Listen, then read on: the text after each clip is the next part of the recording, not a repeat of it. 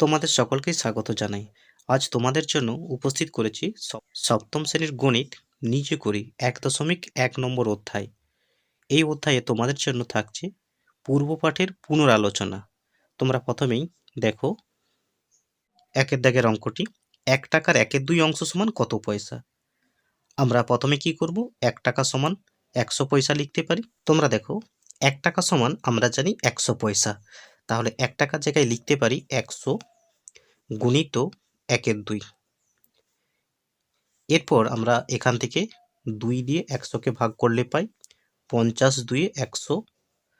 এরপর ৫০ আর ১ গুণ করলে আমরা পাই ৫০ ১ ৫০, অর্থাৎ পয়সা। অর্থাৎ আমরা পেলাম ১ টাকার ১/২ অংশ পেলাম কত? ৫০ পয়সা। এরপর তোমরা ২ এর অঙ্কটি দেখো, ১ বছরের ১/৪ অংশ সমান কত মাস? এখান থেকে দেখো যেহেতু মাসে উত্তর চেয়েছে, তাহলে আমরা ১ বছরকে মাসে প্রকাশ করব। তাহলে আমরা বলতে পারি ১ বছর সমান কত মাস? না ১ বছর সমান আমরা বলতে পারি ১২ মাস। এরপর গুণিত রয়েছে কি? না ১/৪। গুণিত কেন করলাম? কারণ এর থাকলে গুণিত চিহ্ন হয়, তাই এখানে দেখো বছরের, তাহলে এর রয়েছে, তাহলে এর থাকলে আমরা গুণিত চিহ্ন দিই। এরপর ১/৪।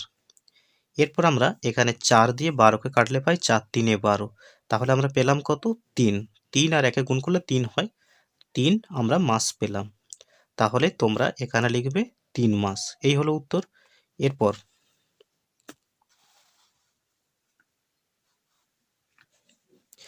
৪ টাকার ৫/৮ অংশ সমান কত টাকা কত পয়সা?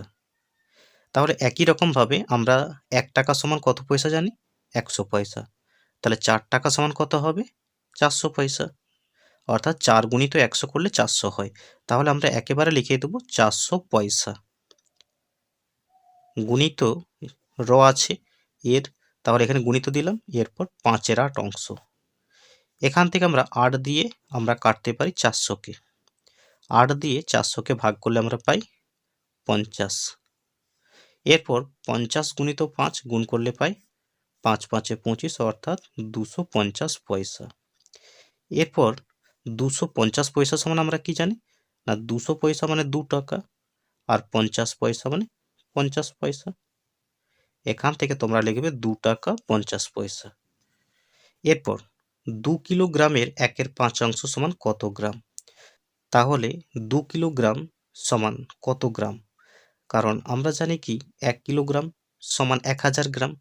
তাহলে ২ কিলোগ্রাম সমান বলতে পারি ২০০০ গ্রাম। তাহলে লিখলাম ২০০০ গ্রাম গুণিত ১/৫। এরপর এই যে গ্রামের এর আছে তাই গুণিত দিয়েছি। এরপর ৫ দিয়ে আমরা ২০০০কে ভাগ করব, কত পাবো? ৪০০ হবে। তো এরপর ৪০০ গুণিত ১ করলে হয় ৪০০। এরপর গ্রাম রয়েছে, গ্রাম লিখলাম। তাহলে উত্তর পেলাম কত? ৪০০ গ্রাম। তাহলে এখানে লিখবো ৪০০ গ্রাম। এই হলো উত্তর।